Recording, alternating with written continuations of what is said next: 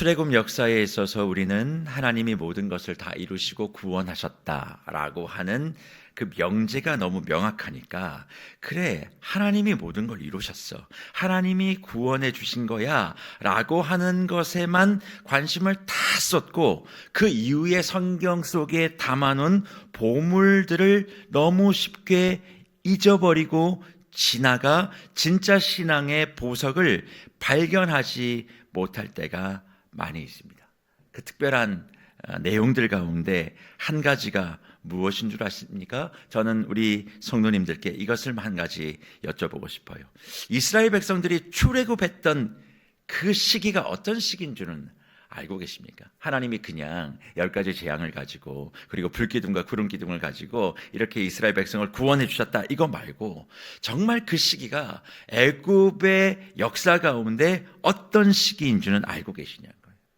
이집트, 애굽의 최전성기가 바로 그 출애굽의 시간이었습니다. 세계 역사 가운데 제국을 잃은 나라 속에서 하나님의 백성을 구원하신 위대한 사건은 바로 애굽이 최전성기였을 때였다는 거예요. 그런데 재밌는 것은 성경이 그런 대제국의 왕이 누구인지에 대하여 별로 관심을 갖지 않는다는 사실입니다. 관심이 없다는 것을 어떻게 알 수 있느냐? 오늘 본문 15절을 보십시오.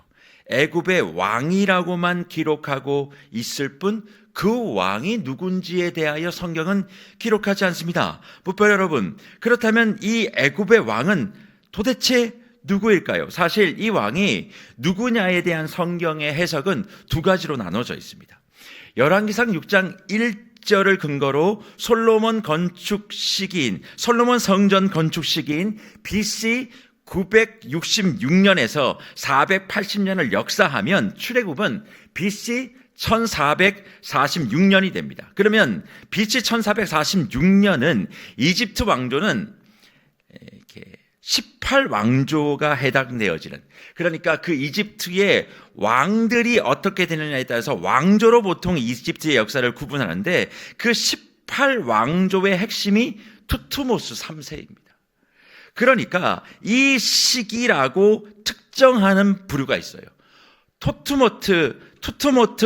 투트모스의 3세는 이집트의 나폴레옹이라고 부를 만큼 영토 확장의 최전성기입니다. 그러니까 가장 강력한 제왕의 시기에 하나님이 이스라엘 백성들을 구원하셨다라고 보는 한 부류가 있고, 또 한편은 또 어떤 부류가 있느냐? 출애굽기 1장 11절을 근거로 국고성 비돔과 라암셋을 건축한 기록을 중심으로 해서, 그러면 이 비돔과 라암셋이 건축된 시기가 언제나, 이건 이집트 19왕조다. 그러면 19왕조의 왕은 누구냐? 람세스 2세다. 그러니까 하나님이 이스라엘 백성들을 구원한 시기는 람세스 2세다. 그렇게 생각하시는 또 부류가 있습니다. 하지만 성경은 투트모세 3세든 람세스 2세든 그건 중요하지 않대요. 그냥 그들은 애굽 왕이야 라고 기록할 뿐입니다. 그러면서 신기하게 실명을 거론하고 있는 사람들이 있습니다. 그 사람은 누굽니까? 15절을 보십시오. 히브리 산파 십부라라고 하는 사람과 부하라는 사람이 있었다라고 실명을 기록하며 성경은 우리에게 증언하고 있다는 거예요. 세계의 가장 강력한 왕 중에 하나였던 투트모스 3세도 람세스 2세도 성경은 기록하지 않는데, 전혀 기억할 수 없는 산파예요. 산후도우미. 그런데 그 두 여인의 이름을 성경은 기록하고 있다는 거죠. 이게 무엇을 우리에게 의미하고 있을까? 세상에서 화려하고 능력 있고 명성이 자자한 사람이라고 해도 하나님의 마음과 생각에 새겨지는 이름은 세상의 기준이 아님을 분명하게 우리에게 말씀하고 있습니다. 우리는 소망해요. 세상에서 이름이 높으면 하늘에서도 이름이 높아질 것이라고. 하나님도 그렇게 여기실 것이라고 생각하며 어떻게든 내가 높아지고 유명해지고 내가 대단해지는 것이 일평생 소원인 것을 우리는 부인할 수 없습니다. 하지만 출애굽이라고 하는 구원의 사건을 시작하는 출애굽기 첫 장에 주님은 세상의 이름과 유명세는 나는 모르겠다. 오직 나는 나 여호와 하나님을 두려워하고 나를 사랑하고 나의 마음에 합한 인생을 사랑하는 세상 사람들은 잘 모르고 기억하지 못해도 숨겨진 바로 그 보물과도 같은 이름을 나는 기억하고 기록한다 말씀하며 람세스보다 투트모스보다 모세보다 히브리 산파라고 하는 두 여인의 이름을 성경 곧 생명의 책에 올려두고 있음을 오늘 우리는 발견하게 됩니다. 그렇다면 어떻게 이 여인이 제국의 왕보다 보잘것없는 사람일 수 있는데 성경은 이 여인들을 하나님의 마음에 새겨진 사람이라고 우리에게 증언하는 것일까요? 당시 애굽은 엄청난 제국주의의 힘을 가지고 있었지만 그들의 체제를 가장 강력하게 위협하는 요인이 하나 있었습니다. 그것은 이스라엘 백성의 폭발적인 인구 증가였어요. 그래서 애굽 사람들이 꺼내던 정책이 무엇인가? 강제 노동에 기반한 학대였습니다. 그것이 출애굽기 1장 12절에 기록되어 있어요. 그런데 그렇게 하면 할수록 사람들이 좀 줄어야 되는데 그럴수록 더욱 번성하자 애굽 사람들이 기획한 것이 무엇입니까? 영아 살해를 기획하고 실행합니다. 그러니까 누가 필요했을까요? 산파, 곧 분만 도우미가 필요했던 것입니다. 그래서 왕이 불러온 산파가 누구였는가? 십부라와 부하였다라고 성경이 말하죠. 우리는 이 부분에 궁금증을 좀 가져야만 합니다. 애굽 왕이 산파들을 불러 만났다라고 하는 이 사실이 무별 여러분들이 생각하기에는 당연하고 자연스럽다라고 생각하십니까? 생각이 그렇게 드세요? 히브리 산파들을 대제국의 왕이 대면하여 만난다는 사실이 상식적이라고 생각하십니까? 있을 수 없는 일이에요. 그럼에도 불구하고 이 여인들을 만났다면 이 여인들은 우리가 생각하고 있는 단순한 출산 도우미가 아니라는 것입니다. 왜 그것이 가능한가? 애굽의 역사들을 보여주고 있는 여러 가지 작품들, 특별히 신전에 가보면 그런 것들이 있거든요. 그 신전 가운데 덴데라 신전 같은 곳에 가보면 탄생의 벽돌이라는 것이 있습니다. 거기에 산파들이 신들의 출산을 묘사하는 장면이 부조 형태로 남아있는데 그것은 뭘 상징하느냐? 이들은 출산을 돕는 자가 아니에요. 그럼 이 사람들은 어떤 의미를 갖고 있느냐? 생명의 신인 메스케니트와 타위레트를 대리하는 존재, 신의 대리자였던 거예요. 우리가 그냥 생각하는 분만 도우미 정도가 아닙니다. 이들은 생명의 신을 대리하는 존재로 그 사회는 인식했다는 겁니다. 그런데 문제는 애굽 사람들이 창세기 46장 34절에도 나오지만 히브리 사람들을 뭐라고 생각하냐면 가증한 사람, 부정한 사람이라고 인식하고 있었기 때문에 애굽 사람들은 히브리 산파들을 통해서 아이를 출산하는 일이 불가능했습니다. 결국 히브리 여인들로서 히브리 사람들의 출산을 막기 위해서 이 사람들은 전문적으로 양성된 사람이었고 왕이 직접 불러 대면하여 명령을 내릴 만큼 당시 애굽 사회 혹은 히브리 사회에 상당한 영향력을 가진 전문 여성 대표자였음을 우리는 확인할 필요가 있다는 거예요. 그러니까 산파들이 그냥 하나님의 말씀을 믿음으로 이스라엘 사람들이 아이를 낳을 때마다 살렸다 이렇게 생각하시면 안 된다는 거예요. 이 사람들은 그냥 산파 도우미 정도가 아니라 사회의 영향력을 가지고 있는 인지도 있는 전문 여성, 심지어 애국 사회에서는 신을 대리하는 대리자로서 추앙받고 있었던 사람임을 우리는 인지하셔야만 합니다. 그런데 그들에게 무슨 명령이 떨어집니까? 아이의 출산을 보다가 남자아이면 죽이고 여자아이면 살려두라고 하는 명령이 떨어집니다. 이집트 제국의 태양신 스스로를 라라고 지칭하는 것이 애굽의 왕입니다. 이 라라고 하는 신이 있어요. 동그란 눈 큰 거에 눈동자 하나 딱 있는 거. 그런 부조를 보신 분 계신지 모르겠습니다. 그게 태양신 라를 상징하는 거예요. 그래서 애굽의 왕들은 자신이 스스로 태양신 라라고 얘기하며 자신이 명령을 내리면 반드시 그것을 지켜야 하는 것이 그 사회의 불분율인데 우리가 다 알고 있듯이 그 두 여인은 이 명령을 지키지 않습니다. 그 이유가 무엇입니까? 오늘 본문 17절에 이 말씀이죠. 그러나 산파들이 하나님을 두려워하여 애굽의 왕의 명령을 어기고 남자 아기들을 살린지라 말씀하고 있습니다. 하나님을 두려워해서 애굽 왕의 명령을 어겼다는 것이 핵심입니다. 그렇다면 목표 여러분, 이 여인들이 어떻게 하나님을 경외하고 사랑하고 두려워할 수 있었을까 생각해 보신 적 있으십니까? 그냥 이 여인들이 믿음이 좋아서 이들이 애굽 왕의 명령을 어겼다라고 우리는 넘어갈 뿐이에요. 믿음이 좋으니까 그랬나 보다. 하지만 생각해 보세요. 이들이 가지고 있었던 믿음의 근원이 과연 무엇이었을까요?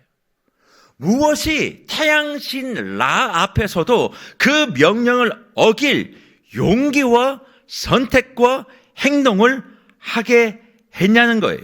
특별히 430년 가까이 애굽의 종살이를 하면서 신앙을 지킨다는 것, 환경적으로 우상 숭배가 가득하고 애굽 왕이 부를 만큼 인전과 전문성을 가진 여인들이었다면 그런 사회 구조 속에서 하나님을 향한 신앙을 지킨다는 것이 쉬운 일이 아니었을 텐데 어떻게 이 여인들은 이런 신앙을, 믿음을, 그리고 결단과 선택을 할 수 있었느냐는 것이죠.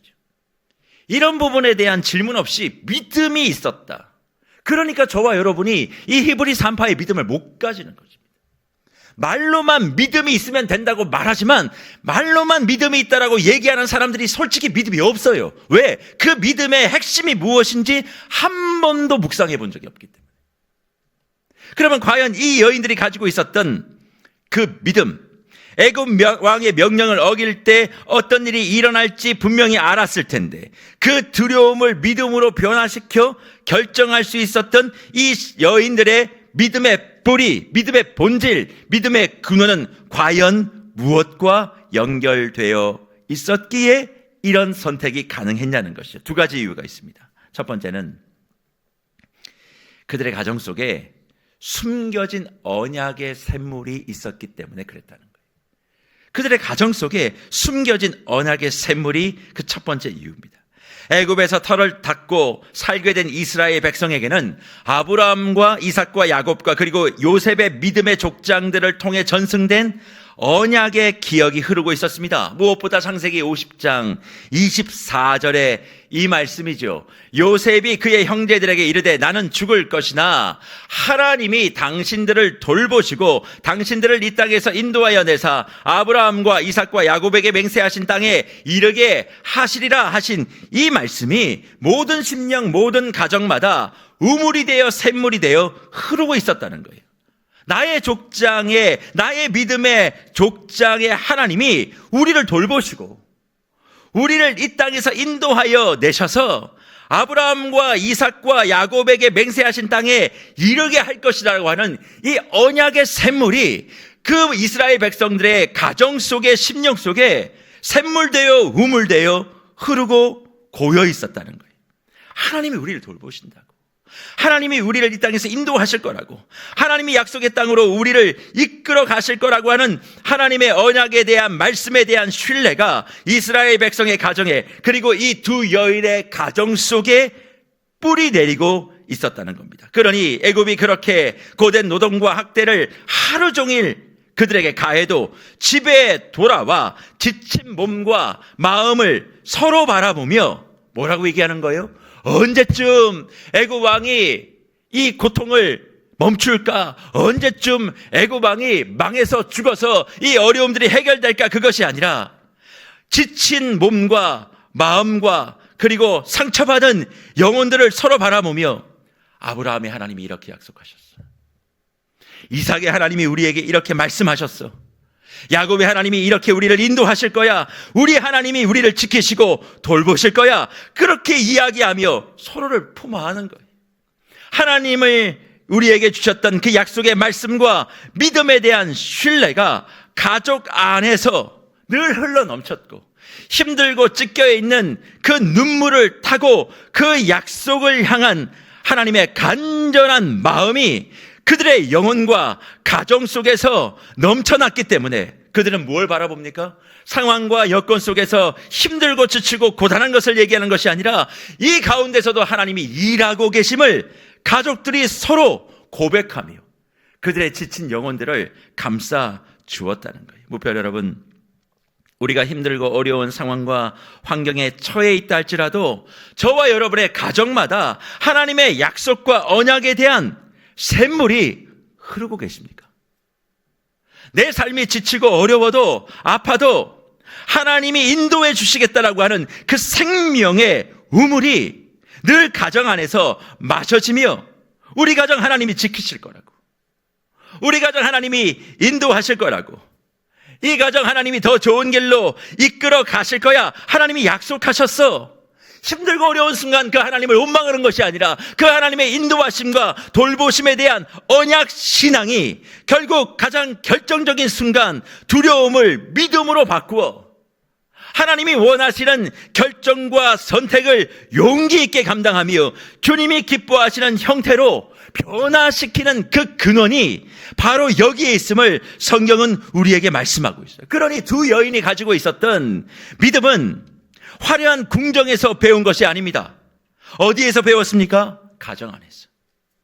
하나님의 약속의 샘물을 늘 마시며 밖에서는 어떤 일을 당하든 나의 가정에 들어오면 그 가정은 어떤 곳이에요? 하나님의 약속을 먹고 마시는 것, 하나님의 돌보심과 인도하심을 바라보는 것. 눈에서는 눈물이 나오지만 그 눈물을 닦아주시며 다시 자신의 품에 안아주시며 염려하지 말라고, 내가 너에게 약속하지 않았냐고, 내가 반드시 너의 가정을, 너의 자녀를 지킬 거라고, 그렇게 가정 안에 언약의 샘물을 먹고 마심으로 그 두 여인의 신앙이 태양신 나의 명령 앞에서도 굴복하지 않으시고 하나님이 돌보실 거니까, 하나님이 인도하실 거니까 나는 하나님의 이끄시는 대로 걸어가겠다라고 하는 그런 마음을 가지고 그런 믿음의 용기와 선택을 가진 것입니다. 그런 차원에서 사랑하는 무별 여러분, 기억하십시오. 저와 여러분의 삶에 믿음을 통한 기적은 그냥 하늘에서 뚝 떨어지는 것이 아닙니다. 그러면 어디서부터 시작되느냐? 기초가 있어야 돼요. 믿음의 기초. 믿음의 기초가 없이는 하나님의 기적이 우리에게 임할 수가 없습니다. 그러면 그 기초가 무엇입니까? 다른 것이 아닙니다. 저와 여러분의 가정 속에 저와 여러분이 먼저 기적의 샘물, 약속의 우물이 되어 하나님의 일하심을 먹고 마시는 생명의 샘물이 되는 거예요. 내 상황이 어떠하든 하나님이 나를 돌보신다고, 하나님 나를 지키신다고, 하나님이 우리 가정을 살리신다고, 하나님이 우리 교회를 살리신다라고 하는 그 분명한 하나님의 언약과 약속과 하나님의 성품에 대한 분명한 신뢰를 가지고 어디 안에서요? 가정 안에서요.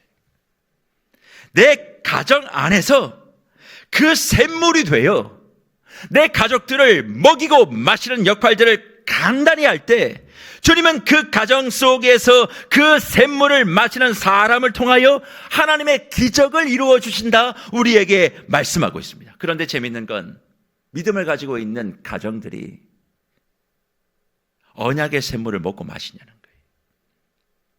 힘들고 어려우면 온갖 짜증을 다 어디서 부려요? 밖에서는 안 부립니다. 집에서 다 부리죠. 하나님이 살리시고 돌보실 거라고 하는 그 믿음이 없기 때문에 와서 그냥 다 짜증만 내는 거예요. 상사한테 받은 스트레스 거기는 못 푸니까 와가지고 애들한테 푸는 겁니다. 그러니 그 가정은 뭐예요? 언약의 샘물이 흐를 수가 없어요. 다 오물덩어리. 가정 안에서 하나님의 돌보심과 약속에 대한 생명수를 먹고 마시는 사람이 바로 그리스도인 저와 여러분인데 그것을 하지 못하니까 가정 속에 뭐예요? 오물만 넘치죠? 그러니까 집에 들어오기 싫은 거예요. 애들이 오면 잔소리, 오면 고성, 힘들어도 하나님이 돌보실 거라고, 하나님 좋은 길 인도하실 거라고, 이런 것이 가정 안에서 늘 먹고 마셔져야 되지 않습니까? 시프로와 부하는 430년 동안 노예 생활을 감당하고 있는 그 혹독한 환경 속에서도 지치고 상한 마음을 가정 안에 들어와 무엇을 이야기했습니까? 아브라함의 하나님이, 이삭의 하나님이, 야곱의 하나님이 돌보시고 인도하시고 약속의 땅으로 이끌어 가신다고 약속하셨어. 우리 오늘 잘 이겨보자고. 오늘 무슨 일이 있었고 힘들었겠지. 그러나 하나님이 돌보고 계신다, 아들. 하나님이 이끄신다, 딸. 이런 이야기를 가정 안에서 늘 주고받았기 때문에 그런 신앙의 기초와 그리고 하나님의 언약 위에 반석 위에 그들이 서 있었기 때문에 언제나 어떤 상황 속에서 하나님의 약속이 살아있음을 믿고 고통과 고난의 피로 얼룩진 심령이 하나님의 말씀과 언약의 우물 속에서 씻어지는, 그게 가정입니다. 그게 교회입니다. 그런 가정과 교회 안에서 서로 격려하고 축복할 때 누가 탄생해요? 십부로와 부와 같은, 세상 사람들은 이름이 미미하고 유명하지 않다라고 얘기해도 하나님의 생명책에 기록될 수 있는 믿음의 영웅이 배출될 수 있는 것입니다. 사랑하는 부부 여러분, 여러분의 가정은 어떠합니까? 지금 그 언약과 하나님의 돌보심에 대한 샘물이 그 가정 속에 흐르고 계십니까? 여러분의 두 발 아래를 보세요. 세상의 오물과 세상의 가치가 흐르는 가정입니까? 아니면 하나님의 언약과 약속의 말씀과 생명의 강수가 흐르고 있는 가정입니까? 가정이 생명의 기초 위에 서 있지 않기 때문에 십부라와 부하가 나오지 않는 것입니다. 아무리 믿음을 얘기해 보십시오. 그게 되나? 십부라와 부하는 그런 가정 속에 하나님의 생명 샘물에 자신의 믿음의 뿌리를 두었기 때문에 그런 선택이 가능한 거예요. 십부라와 부하에게 뭐 대단한 목사가 가르쳤습니까? 아닙니다. 가정 속에서 그들이 제대로 믿음의 기초를 세웠기에 그들의 믿음의 영웅이 시작됐다는 첫 번째 이유. 저는 저와 여러분의 가정 속에 이 생명과 언약의 샘물이 흘러넘치고, 그리고 이 샘물 안에 여러분의 가족들이 그의 영혼이 뿌리 내려져서 십부와 부와 같은 하나님의 믿음의 사람들이 더욱더 많아지는 세계로교회 주의 권속들이 되시기를 주의 이름으로 축복합니다. 하지만 여기에 더불어 한 가지 더 이유가 있습니다. 두 번째 이유. 그것은 뭘까? 첫 번째, 언약의 샘물에 날마다 자신을 찢고 마시는 사람들에게만 나타나는 모습인데 그것은 뭘까요? 자기 사명에 대한 분명한 의식이 있었다는 거예요. 자기 사명에 대한 분명한 의식이 애굽 왕의 명령보다 하나님의 명령을 따르게 된 이유였다. 성경은 우리에게 말씀하고 있습니다. 이것이 도대체 무슨 의미일까? 언약의 하나님을 믿고 신뢰하는 사람에게는 반드시 자기 자신이 어떤 사람이고 무엇을 해야 되는지가 분명해진다는 사실이에요. 그러니까 생명의 샘물에 믿음의 기초에 뿌리를 둔 사람에게는 반드시 무엇이 나타나느냐? 사명의 우물되는 역사가 일어난다. 내게 주어진 하나님의 사명이 무엇인지를 명확하게 알게 된다는 거죠. 하나님의 약속과 하나님의 돌보심의 샘물을 마신 사람, 말씀의 물동이를 경험한 사람은 자신이 어떤 삶을 살아야 되는지 흔들리지 않는다는 겁니다. 십부라와 부하가 그랬습니다. 십부라의 이름이 뭐냐면 히브리 말로 샤파르라는 말이에요. 우리가 번역은 십부라라고 되어 있지만 원래 히브리 말은 샤파르입니다. 이 말의 의미가 뭐냐? 아름답게 빛나다는 뜻이에요. 아름답게 빛나다. 부하라는 말은 뭐냐? 파라는 말입니다. 이건 외치다, 숨을 불어넣다라는 의미죠. 그러니 보십시오. 히브리 아이들은 노예의 자식이라고 불려지고 태어나지만 그 순간에 십부라는 그들을 뭐라고 바꾸는 사람이 아름답게 빛나는 사람이라고 여기고 그들의 생명을 지키는 사명을 우선합니다. 부하는 죽음의 공포가 있는 명령 속에서도 자신의 이름 속에 담겨진 사명, 뭡니까? 생명의 소리예요. 생명의 소리를 더 뿜어내어야 하는 사명을 바로의 애굽 왕의 명령보다 우선하게 된다는 거죠.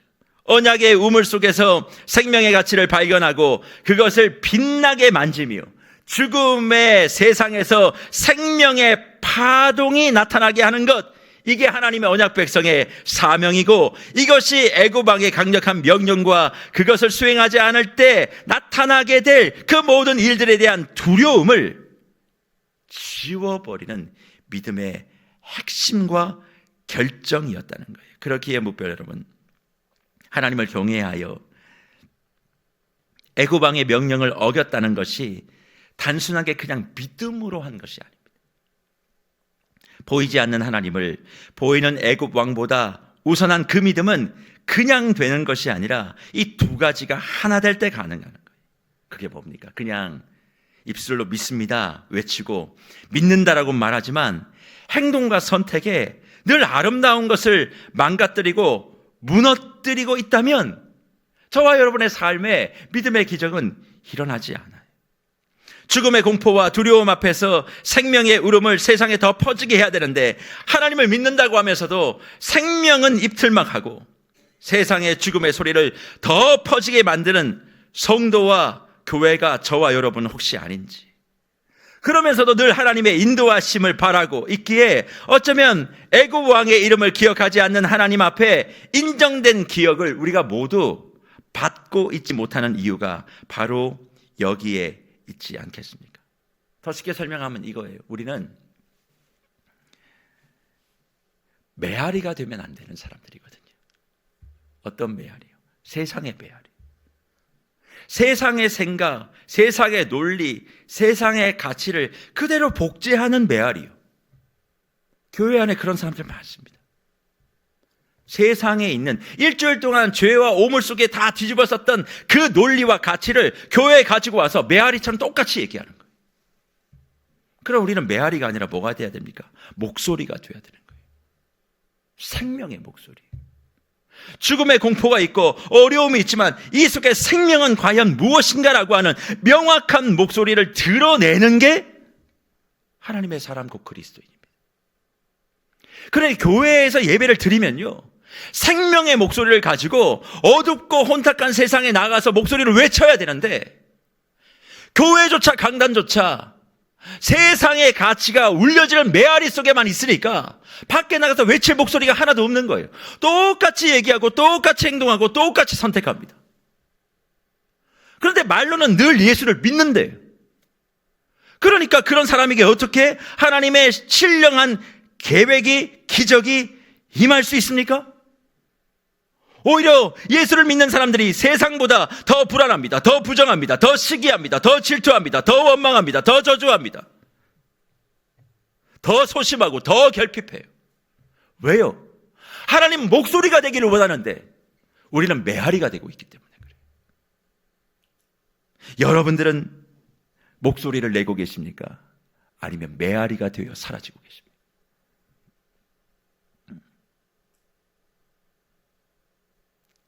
그래서 사랑하는 묵별 여러분, 여호와 경외 신앙의 뿌리를 이 시간 다시 한번 점검하시는 저와 여러분이 되시기를 간절히 축복합니다. 정말 내가 하나님의 돌보심을 의지하고 세상의 환경보다 내게 주어진 사명에 더 집중하며 하나님이 원하신 그 길들을 정말 걸어가고 있는 믿음의 사람인가? 이 기초가 흔들리면, 이 기초가 없는 교회이면, 이 기초가 없는 가정이면 아무 일도 일어나지 않는다는 거예요. 그런데 이런 믿음을 보인 두 여인의 선택과 행동에 하나님이 어떻게 하셨습니까? 보상하셨죠. 사실 우리는 보상에 관심이 엄청 많습니다. 이 여인이 이렇게 과정을 거쳐서 믿음의 선택을 했다는 건 별로 관심이 없고 보상하셨대. 하나님의 보상에 관심이 많아요. 축복에 관심이 많아요. 그러면 이 두 여인에게 하나님이 주신 축복이 뭐냐? 오늘 본문 21절이지요. 그 산파들은 하나님을 경외하였으므로 하나님이 그들의 집안을 뭐 하겠다고요? 흥왕하게 했다 말씀하고 있습니다. 고통과 아픔을 언약의 우물에 싣고 자신에게 주어진 사명을 확인하고 그 사명을 따라 행동하는 것이 여호와를 경외하는 것임을 보여준 시브라와 부하에게 하나님은 그들의 집을 흥왕하게 하셨다 말씀하죠. 그러면 우리는 궁금합니다.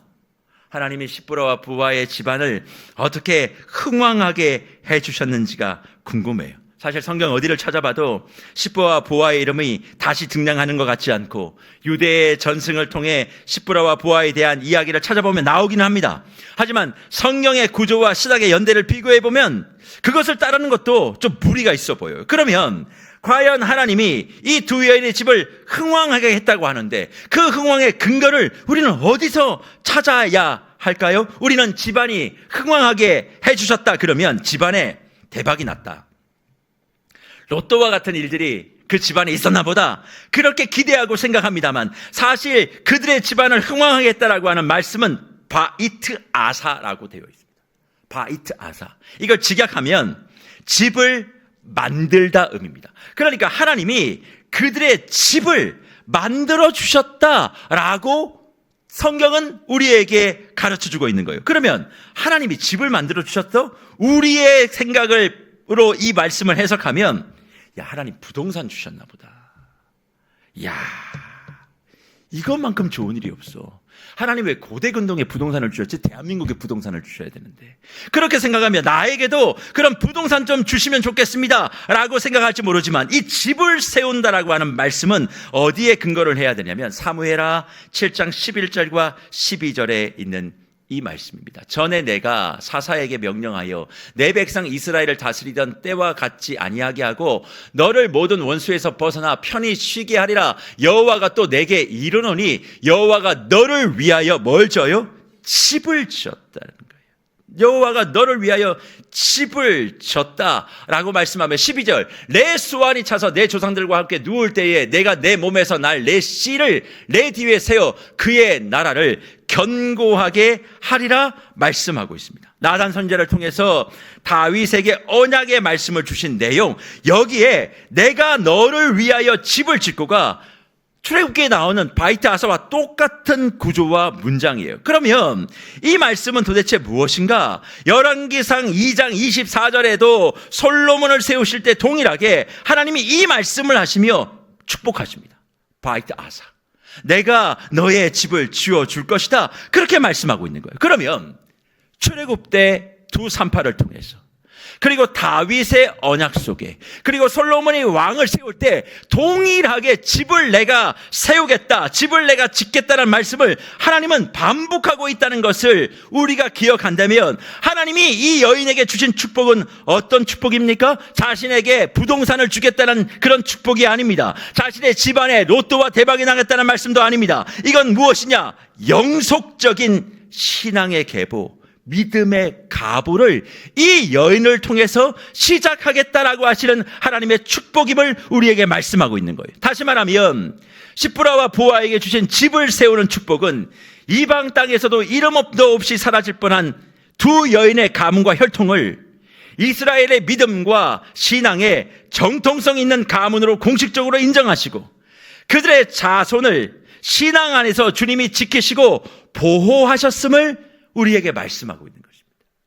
그래서 보십시오. 출애굽기 1장 11절에 애굽의 왕은 자기 이름을 위하여 국고성 자기 집을 건축했다 이야기하고, 출애굽기 1장 21절에서는 하나님이 산파를 위해 가문을 건축했다는 것을 비교하시며 이 본문이 우리에게 말하고 싶은 것이 무엇입니까? 바로가 쌓은 그 돌성, 그 벽돌 도시는 결국 무너지고 말지만 하나님이 지으신 두 산파의 집은 생명의 가문이 돼요. 출애굽의 주인공이 되고 결국 이 세상을 구원하는 중요한 역할을 했음을 성경은 증언하고 있는 것입니다. 무별 여러분, 그런 차원에서 주님은 저와 여러분의 집이, 저와 여러분의 교회가 재건축되기를 원하고 계십니다. 세상의 부동산을 위한 재건축이 아니라 영원히 멸망하지 않고 지금도 생명을 만들어내는 그런 가정, 그런 교회로 재탄생되기를 원하고 계십니다.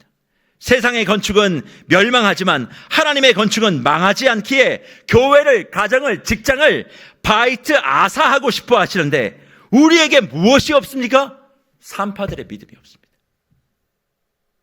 그래서 두려워하고 불안해하고 힘들어만 합니다. 매일마다 가정 안에서 곡소리가 나요. 교회 안에서 시름소리가 가득합니다. 왜 그렇습니까? 하나님의 말씀의 샘물, 언약의 우물이 메말라 있기 때문에 그래요. 믿는다라고 얘기하는데 그게 그냥 주문일 뿐이에요. 정말 하나님이 돌보시고 하나님이 인도하시고 더 좋은 것을 주신다라고 하는 그 샘물 속에 내 영혼과 내 삶의 걸음이 맞닿아 있으면 지쳐있는 가족을 바라볼 때 내 그럴 줄 알았다고. 네가 할 줄 아는 게 뭐가 있냐고. 도대체 무슨 생각으로 사냐고. 그런 얘기를 가정 안에서 하겠습니까? 하나님의 생명의 샘물 안에 교회가 잠겨져 있다면 무슨 일을 할 때마다 이게 되겠냐고. 이런 걸 왜 하냐고. 가만히 좀 두라고. 그런 이야기를 할 수 있겠습니까? 하나님이 인도하시고 돌보실 거라고. 힘들고 어렵지만 주님이 약속하셨다고. 살리실 거라고. 새롭게 하실 거라고. 서로 지쳐있는 부분들을 감싸주며 용기를 주고, 용기 내지 못한 자에게 내가 먼저 용기가 돼요. 같이 해보자고. 그렇게 얘기하며 하나님은 교회를, 가정을 재건축하여 영속적인 하나님의 믿음의 가문과 생명의 역사가 되기를 원하시는데, 그런 믿음의 기초를 가지고 있는, 그런 하나님의 기적과 은혜를 경험하고 있는 믿음의 기초와 근원을 가지고 믿음을 선택하는 사람들이 없으니까 뭐가 안 돼요? 믿음의 계보가 이어지지 않는다. 아마 이 산파들이 그런 선택을 하지 않았으면 이스라엘의 다음 세대는 전멸했을 것입니다. 하지만 이들로 인하여 어떤 축복이 산파들의 집안을 세우는 축복보다 앞서게 되십니까? 오늘 본문 20절과 21절을 보세요. 20절이 이렇게 얘기하죠. 뭐라고 얘기합니까? 하나님이 그 산파들에게 은혜를 베푸시니 그 백성은 번성하고 매우 강해졌다. 그렇게 얘기하며 21절 산파들에게 집을 짓는 축복을 주십니다. 산파들에게 은혜를 베풀어 주셨으면 자기 집안이 잘 되고 자기 자녀가 잘 되어야 될 터인데, 성경은 뭐라고 얘기합니까? 그 백성이 번성하고 매우 강해졌대요.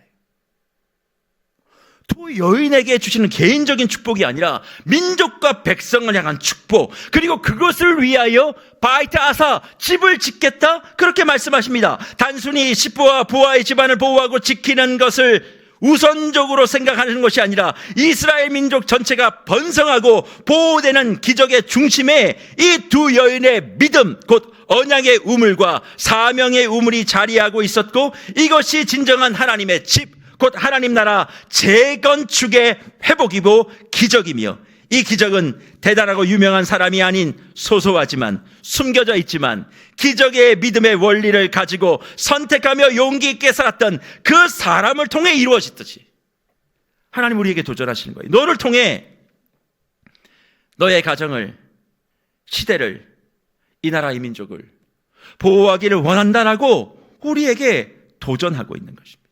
그런 차원에서 말씀을 마무리하며 저는 우리 모든 무별들에게 도전하고 싶어요. 어떤 도전이냐? 하나님의 재건축의 축복이 여러분의 가정에서 누려지기를 주의 이름으로 축복합니다. 지금까지 주무시다가 갑자기 이 말씀만 들으시면 아멘 할렐루야 하실 수 있는 분도 계세요. 그러나 그런 차원의 건축이 아닙니다. 영혼과 약속의 재건축이에요. 내가 흥황하는, 내가 원하고 바라는 것들을 누리는 그런 축복 아니라 하나님의 은혜는요, 하나님의 복 주심은요, 나만이 아니라 내 주변을 살리는 거예요. 그리고 그것을 이루기 위한 믿음은 다른 것이 아닙니다. 고단하고 힘들어도 모일 때마다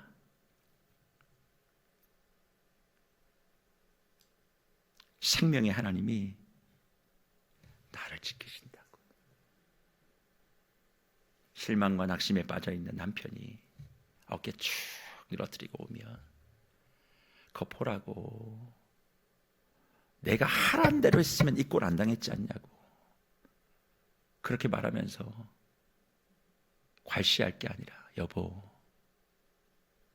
하나님이 당신을 지키실 거야. 여보, 하나님이 당신을 돌보실 거야. 여보, 하나님이 우리 가정을 살리실 거야.